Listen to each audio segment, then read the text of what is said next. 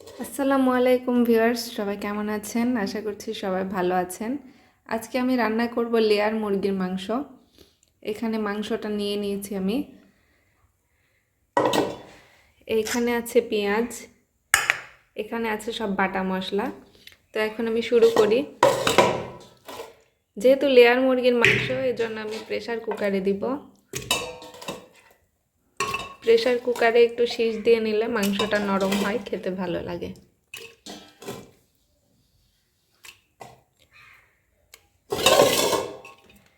এখানে মাংস নিলাম, এর মধ্যে দিয়ে দিব কেটে রাখা পেঁয়াজগুলো।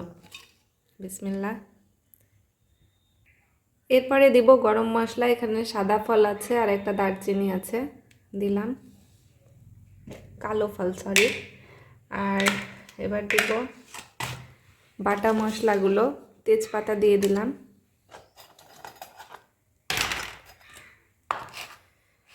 এবার দিব ধনা বাটা। আমি এখানে পরিমাণ মতোই ধনা শিলপাটায় পিষে নিয়েছি, সেটাই দিলাম। এরপরে দিচ্ছি একটু মরিচ বাটা, এটা কাঁচা মরিচ। কাঁচামরিচটা ভিটামিন সির জন্য দিলাম, অন্য কোনো কারণে না। আর এটা হচ্ছে রসুন বাটা, 1 চামচের মতো দিলাম। এখানে আদা বাটা আছে, আদা বাটাও 1 চা চামচের মতো দিলাম।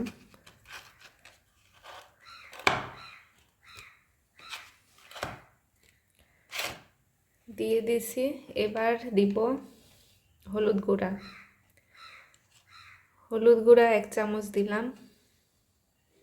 হলুদেরও একটা টেস্ট আছে। আজকে আমাদের বাসায় কাটা মরিচ নেই, এজন্য এই গুঁড়া মরিচ দিচ্ছি। কাটা মরিচ থাকলে একটু ভালো হতো, টেস্টটা বেশি লাগতো।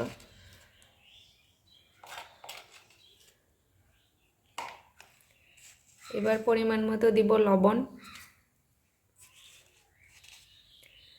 লবণটা অল্প দিলাম, পরে একটু টেস্ট করে আবার দিব, বেশি হয়ে গেলে খাওয়া যাবে না। আর এখানে আছে পাটা ধোয়া পানি, এটা দিয়ে দিলাম। এটা দিলে অনেক টেস্ট হয়, আমার কথা না, এটা আম্মুর কথা। এবার সরিষার তেল দিব, 1 কাপ পরিমাণ সরিষার তেল দিয়ে দিলাম। এবার এই মশলাগুলোর সঙ্গে মাংসটা খুব ভালো করে মিশাবো আমি। ভালো করে মেশালে মাংসের সব জায়গায় মশলাটা পৌঁছাবে আর মাংসটাও টেস্ট হবে। মাংসটা আমি খুবই সুন্দর করে মিশিয়ে নিয়েছি, এখন এর মধ্যে দিয়ে দিব পানি।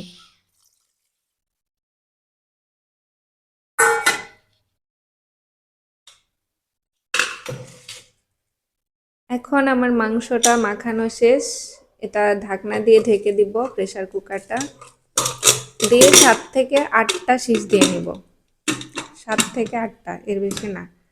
আবার কম দিলেও সিদ্ধ হবে না। আমি ইন্ডাকশন চুলাটা জ্বালিয়ে এইখানে 1800 হিট দিয়েছি, এখানে 7 থেকে 8টা সিজ দিয়ে নিব এখন। আমাদের বাগানের এই পাশটা চলে আসলাম চুলা ধরিয়ে, কারণ চুলা ছাড়া রান্না ভালো হবে না। আজকে বিরিয়ানি করব আর মাংস, তো চুলাটা ধরেই গেছে অলমোস্ট। এখন রান্না শুরু করব, আপনারা দেখেন কিভাবে রান্না করি। এই যে ভিউয়ার্স, আমার চুলা ধরে গেছে। চুলায় আসলে খুব সুন্দরভাবে রান্না করা যায়, ইন্ডাকশনে খুব অল্প আঁচ স্লো হিটে রান্না করা পসিবল হয় না, অনেক টাইম লাগে আর ভালোও লাগে না। আমার মাংসটা শীষ দিয়েছিলাম 7-8টা, তো এখন দেখি কেমন হলো।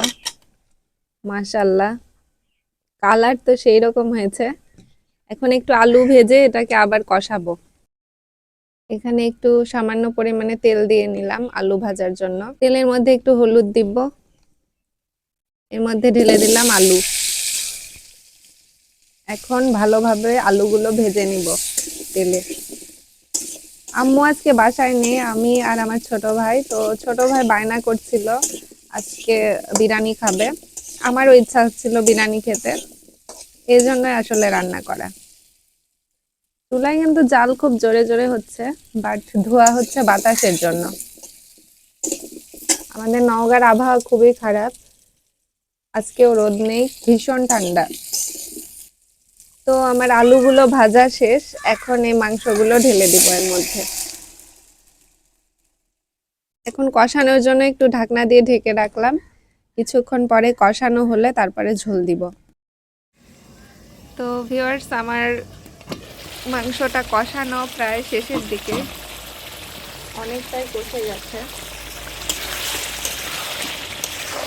এই যে তেল বের হয়েছে মাংস থেকে, ধোঁয়ার কারণে আসলে দেখা যাচ্ছে না ভালো মতো, কিন্তু মাংস থেকে তেল ছেড়েছে। এখন কষানো প্রায় শেষ, ঝোল দিয়ে দিব। আজ বেশ কয়েকদিন পরে, মানে 5 কিংবা 6 দিন পরে আমাদের নওগাঁতে রোদ বের হলো কেবল। মাশাল্লাহ, রোদ বের না হলে আসলে আজকে যে কি হতো, নিঃশ্বাস নেওয়াটাই মুশকিল হয়ে গিয়েছিল আমাদের নওগাঁতে। এই যে দেখেন, ছোট্ট একটা পাখি খাচ্ছে, খুব সুন্দর লাগছে পাখিটাকে দেখতে। পাখিরাও অনেক খুশি আমার মনে হচ্ছে রোদ বের হয়ে আজকে। এখন দিয়ে দিব ঝোল।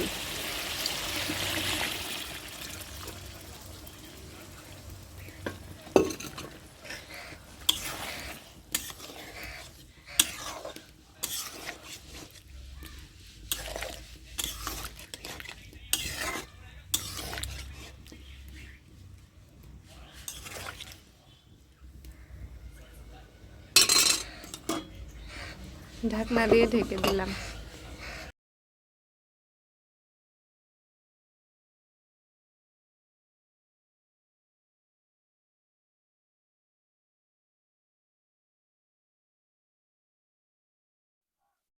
এখন বিরিয়ানি রান্না করব, তো বেরেস্তা ভাজবো, একটু তেল দিয়ে নিলাম। এখন পেঁয়াজগুলো দিয়ে দিলাম। আমাদের অল্প চাল, হাফ কেজি চাল নিয়েছি, 2 ভাই বোন খাবো, তো এই জন্য পেঁয়াজও একটু অল্পই নিলাম, 3টা পেঁয়াজ নিয়েছি আমি। আমার পেঁয়াজ বেরেস্তা ভাজা শেষ, এখন দিয়ে দিলাম চাল। চাল কিছুক্ষণ ভেজে নিব, নিলে একটু ঝরঝরে হয় বিরিয়ানিটা, এজন্য আমি চাল ভেজে বিরিয়ানি করি। যদিও বা এটা আমার সেকেন্ড টাইম বিরিয়ানি করা, এর আগে একবার করেছিলাম, সেই রকম সুন্দর হয়েছিল আর সুস্বাদু হয়েছিল। তো এবার সেকেন্ড টাইম করা, ইনশাআল্লাহ ভালোই হবে। পোলাও রান্নার জন্য আমি গরম পানি করে রেখেছিলাম, সেই পানিটা ইউজ করব, ঠান্ডা পানি দিব না। বিসমিল্লাহ।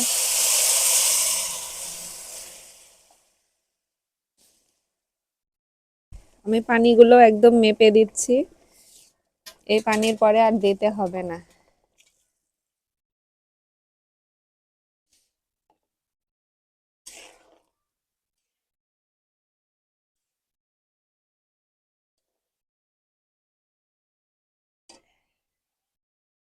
পুরা পানিটাই লাগবে।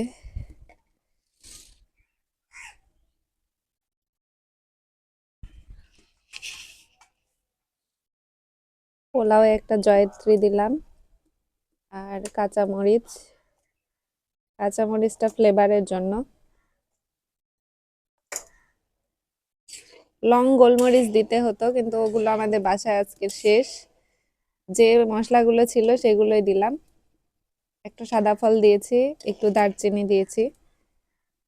দারচিনি যদিও বা আমি ইউজ করি না পোলাওয়ে, কিন্তু আজকে কোনো মশলা নেই জন্য দারচিনি দিলাম। এখন পোলাওয়ের চালটা ফুটে উঠলে পোলাও হয়ে যাবে।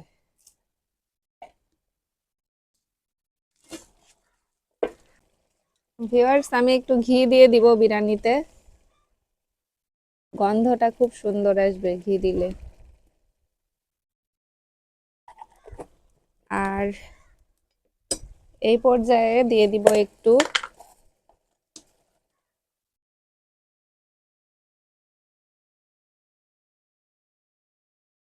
চিনি।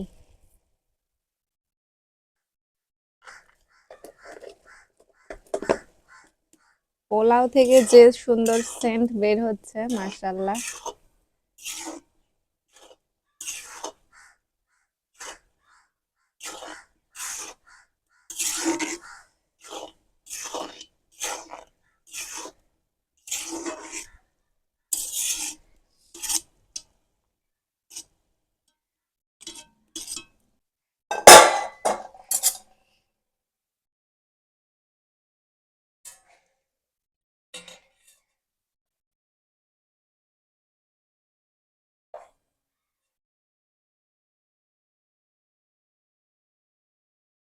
পোলাও যত খুশি নিবি।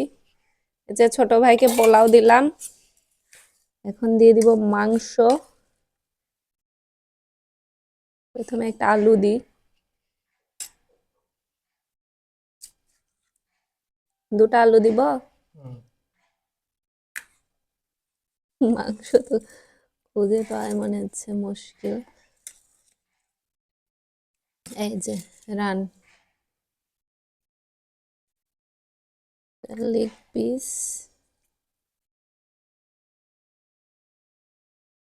ছাকা একটা মাংস এই রান আমার জন্য রাখলাম ছোট্ট। ওই যে এখানে আর একটা রান দিলাম।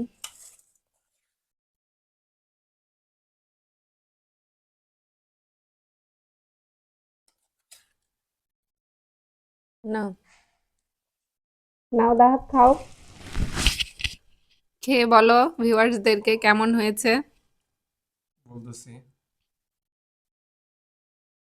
সবই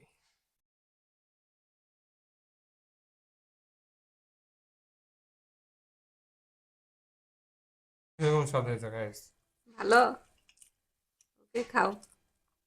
একবারে রেস্টুরেন্টের মতো। ওয়াও, রেস্টুরেন্টের মতো! আমার ভাই তো অনেক সুন্দর একটা ইয়ে দিছে আমাকে। শেফদের মতো আমি রান্না করছি।